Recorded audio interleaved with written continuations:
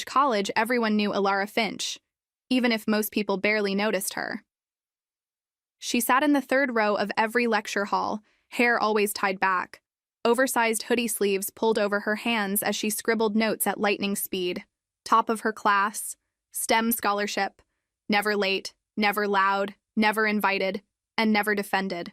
Ilara had learned early that keeping her head down was easier than fighting back. College bullies didn't shove you into lockers like in movies. They smiled, laughed too loud, and made sure you always felt just a little smaller than everyone else, especially Vera Blackwood. Vera was everything Ilara wasn't: confident, sharp-tongued, effortlessly cool. She walked through campus like it belonged to her, surrounded by friends, laughter trailing behind her like perfume. Designer boots, perfect eyeliner, a reputation for parties, hookups, and getting away with anything. And for some reason, Ilara had never figured out why, Vera had decided Ilara was fun to mess with. "Nice hoodie," Vera drawled one afternoon, leaning against Ilara's desk, eyes flicking over her like she was a curiosity. "Do you own anything that isn't gray?" Ilara didn't look up. She never did. Silence was safer. Vera smirked anyway, satisfied before drifting back to her friends. Another small victory in her world of status and spectacle. That was college. But college wasn't the only place Ilara existed. Under stadium lights, Ilara Finch didn't disappear. She commanded. The moment she stepped onto the football pitch in her black and gold kit, captain's band tight around her arm, something in her posture shifted. Shoulders squared, jaw set, eyes sharp with focus. This was her territory. Across from her, adjusting her own captain's band with lazy confidence, stood Vera Blackwood, captain of Southridge FC, star striker, crowd favorite. Vera spotted Ilara immediately and laughed, actually laughed, as if this were some private joke. "Well, I'll be," Vera called across midfield. "Didn't know library girls were allowed out past sunset."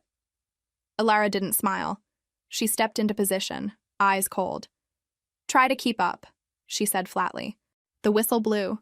From the first clash, it was war. Ilara went in hard, clean but unforgiving, stealing the ball straight off Vera's foot. She didn't even look back as Vera stumbled. "Careful," Ilara muttered as she sprinted away. "Wouldn't want you to break a nail." Vera snarled and chased her down, shoulder-checking her seconds later, sending Ilara skidding across the turf. "Thought you were smarter than that, Finch," Vera shot back. "Or do you only think when you've got a textbook?" The match turned brutal. Every tackle between them was deliberate, every pass intercepted felt personal. Ilara marked Vera relentlessly, cutting off her angles, forcing her to overextend, then punishing her for it. When Ilara slipped past her defense and scored, she didn't celebrate. She just glanced at Vera and said coolly, "Too slow." Vera answered by scoring minutes later, ripping the ball past the keeper and spinning back toward Ilara with a sharp grin. "Guess studying didn't help you there." By halftime, they were shouting at each other between breaths, sweat-soaked and furious, neither willing to give an inch. By the final whistle, the match ended in a tie, but it felt like a loss for both of them. As they passed each other leaving the field, Vera leaned in, voice low and biting. "Enjoy your little fantasy out here," she said. "Tomorrow, you're still just the quiet girl everyone walks over." Ilara stopped, turned, met Vera's glare without flinching. "Enjoy your popularity," Ilara replied. "Out here, you're nothing special." They walked away in opposite directions, anger crackling in the air.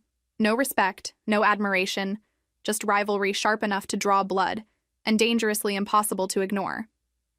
Ilara Finch was halfway to the professor's desk when it happened. A shoulder slammed into hers, hard enough to knock the breath from her lungs. Her folders slipped from her arms, paper scattering across the lecture hall floor like fallen feathers. A familiar laugh followed. "Watch it," Vera Blackwood said casually, not even slowing as she pushed past. "Some of us have places to be." Ilara crouched instantly, cheeks burning as whispers rippled through the room. She gathered her work with shaking hands, jaw tight, and when she finally looked up, Vera was already in her seat, legs stretched out, smirk firmly in place. Their eyes met. They scowled at each other in perfect mutual disdain. "Careful," Vera called lazily as Ilara passed her row. Wouldn't want you dropping your precious notes again. Alara said nothing, but her fingers curled tighter around her papers. Professor Hale arrived moments later, clapping her hands once for attention. All right, everyone, for your midterm project, you'll be working in pairs. A collective groan filled the room. Professor Hale began reading names. Alara Finch, Vera Blackwood. The room went dead quiet. Alara froze. Vera let out a sharp, disbelieving laugh. You've got to be kidding. For the first time all semester, maybe all year, Alara stood. Gasps followed. Professor, Alara said, voice steady despite the knot in her chest. I'd like a different partner. Every eye in the room was on her now. I'm serious, she added quickly. I need someone who won't hold me back. Someone who actually takes this class seriously. Vera scoffed. Oh, please. Like I'd want to work with her. Pair me with literally anyone else. Professor Hale raised an eyebrow. Interesting. It's rare for both students to agree.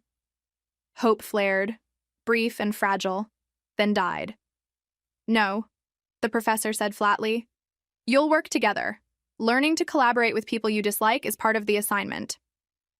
Alara's hands clenched at her sides.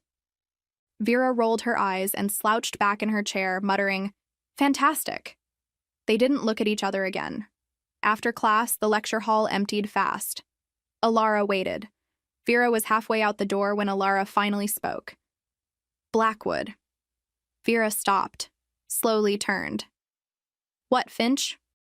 Finally figured out how to use your words? Alara stepped closer, close enough that Vera had to actually look at her. Really look.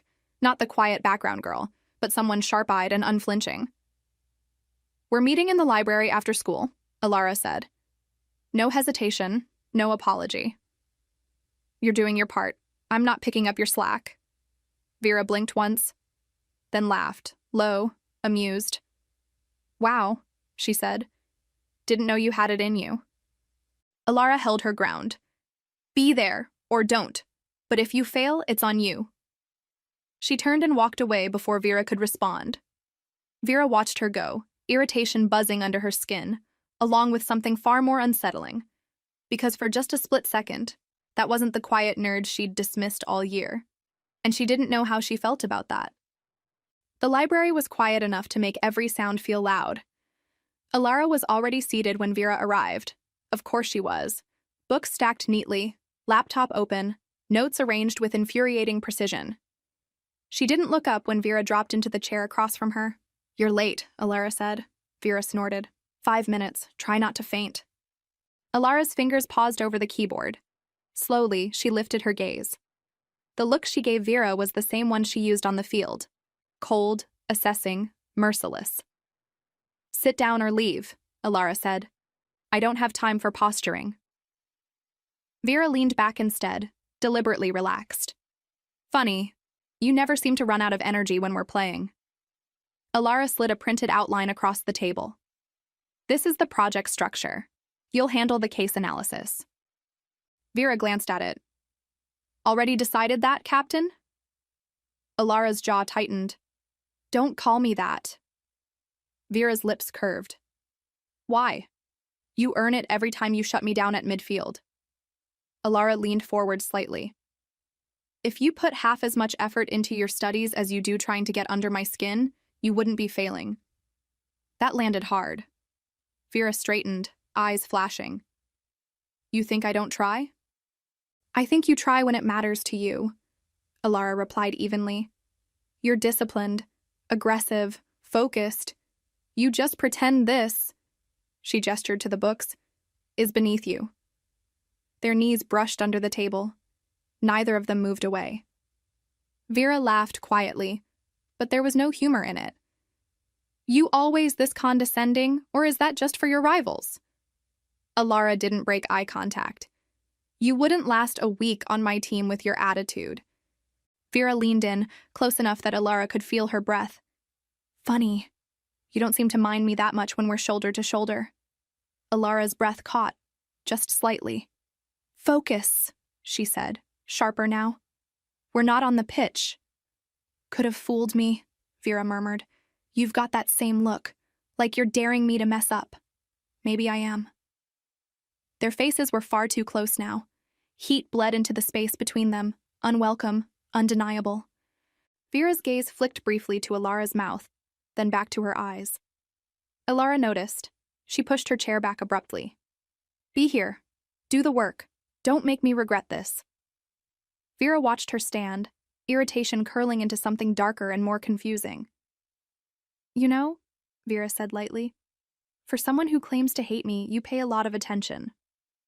Alara paused, didn't turn around. Don't mistake awareness for interest, she said, but Vera smiled anyway, because Alara Finch didn't deny it. Vera Blackwood had a problem. She noticed it when she reread the same paragraph 3 times and still couldn't remember a word of it. When she showed up early to class, and didn't know why. When she found herself glancing toward the door, irritated when Alara wasn't there yet, and even more irritated when she was. It was stupid. Alara Finch was annoying, sharp-tongued, judging, too serious, too quiet. So why did Vera keep thinking about the way Alara looked up at her in the library? Unflinching, unimpressed, like she wasn't dazzled by Vera's reputation at all. Why did she hear Alara's voice in her head? You're capable. The thought made Vera scowl at her notes and slam the notebook shut. Get a grip, she muttered. This was just rivalry. Ego. Being challenged for once. It definitely wasn't the way her chest tightened whenever she remembered how close they'd been under that table. Definitely not. The next match came too quickly. It was brutal from the first whistle. Northside versus Southridge always was, but tonight, it was personal in a way neither team fully understood. Alara and Vera circled each other like predators. You gonna keep hiding behind your midfield? Vera taunted as she closed in. Or are you scared to lose again, Captain? Alara stole the ball cleanly, shoulder-brushing Vera's as she passed. Focus on your footing, she said coolly. You're sloppy when you're emotional. Vera growled and chased her down, forcing her toward the sideline. You think you're better than me? I know I'm more disciplined, Alara shot back. They collided near midfield. Hard. Hands tangled, cleats scraped, their bodies pressed together far closer than necessary, both fighting for control of the ball. Too close. Vera inhaled sharply, caught the faint scent of soap and sweat and something distinctly Alara. Alara's breath hitched in return, warm against Vera's cheek. The world narrowed. Get off me, Vera snapped, but she didn't move away. You're the one pushing, Alara hissed back. They shoved at the same time, lost balance, hit the ground. The ball rolled forgotten as they fell, Vera landing half on top of Alara, hands braced on either side of her shoulders. For half a second, neither of them breathed. Their lips met. It wasn't soft. It wasn't planned. It was heat and shock and too much at once. They froze, eyes wide, minds blank. Then they ripped apart like they'd been burned. What the hell? Vera started. Alara was already scrambling up, face flushed, eyes wild. I can't, she muttered, then turned and ran. The whistle blew, shouts erupted. Substitutes were called in as Alara disappeared down the tunnel. Vera didn't even hesitate. She followed. Vera found her near the concrete corridor behind the stands. Alara had her hands braced against the wall, breathing hard, hair coming loose from its tie. Running now? Vera snapped. That's new. Alara spun around so fast she nearly lost her footing. You shouldn't have followed me. The tunnel lights hummed overhead. The distant echo of lockers slamming somewhere far off made the space feel hollow. Private. Too private. Vera stopped a few feet away, chest rising hard from the run. Then why did you run? She shot back. Alara's jaw tightened. I didn't. You did. Vera stepped closer, not enough to touch, just enough to crowd the air between them. The second she cut herself off, breath catching. You looked at me like I'd done something to you. Silence cracked between them. Alara swallowed. The memory flashed too clearly. The collision, the stumble, the way their mouths had brushed for a lingering breath too long. Accidental. Heat and friction and adrenaline. That didn't mean anything, Alara said sharply. Too fast. Vera's eyes dropped, not to her lips, but close enough that it felt deliberate. Then why are you shaking? Ilara hadn't realized she was. Her hands curled into fists at her sides. I'm not. You are. Vera's voice lowered, rougher now. Less accusation, more something else. And you ran like it scared you. It didn't scare me. Then what did it do? The question hung there, heavy, waiting. That did it. Vera closed the distance in 2 strides, grabbing a fistful of Ilara's hoodie and shoving her back against the wall. Not gentle, not careful. The impact knocked the breath from Ilara's lungs. You don't get to act like that was nothing and then bolt like I imagined it. Vera growled, her grip tightening in the fabric. Ilara shoved back, palms flat against Vera's chest, feeling the rapid thud beneath her hands. You think you're the only one confused? She snapped. Vera's fingers flexed. Confused wasn't the right word. Neither was angry. Ilara could feel it again. That same pull, the same unbearable awareness. I hate you, Vera said. Good, Ilara snapped. Because I don't know what I'd do if I didn't. The words settled between them like a live wire. Neither of them moved. The tunnel felt smaller somehow. Quieter. The air thick with breath and adrenaline, and something neither of them wanted to name. Vera's hand was still fisted in Ilara's jersey. Ilara's fingers were still twisted in Vera's. Neither let go. Their chests rose and fell in uneven rhythm, almost sinking, almost not. Vera's eyes flicked down, just for a second, to Ilara's mouth. Then back up, a challenge, a warning. Ilara didn't step away, didn't look away. You're impossible, Vera muttered, but her voice lacked conviction now. It sounded strained, fractured. Then leave. Ilara shot back, but she didn't push her away. Another breath, another inch closer. The tension didn't feel heavy. It felt volatile. The air between them tightened until it was impossible to breathe, and Vera's restraint finally gave out. Vera kissed her. Hard. Furious. All teeth and heat and frustration. Ilara gasped, and then grabbed Vera's jersey, yanking her closer, kissing her back just as aggressively. It wasn't tender. It was everything they'd been holding back. They broke apart breathless, foreheads nearly touching. Neither of them spoke. Neither of them looked away. And for the first time, hate didn't feel like the right word anymore. Hey guys, if you're loving this enemies to lovers story, don't forget to subscribe so you don't miss out on the next part. Things are only going to get more complicated from here on out. And don't forget to like and leave a comment. Let me know what you think so far. Your support really helps the channel out. So, thank you.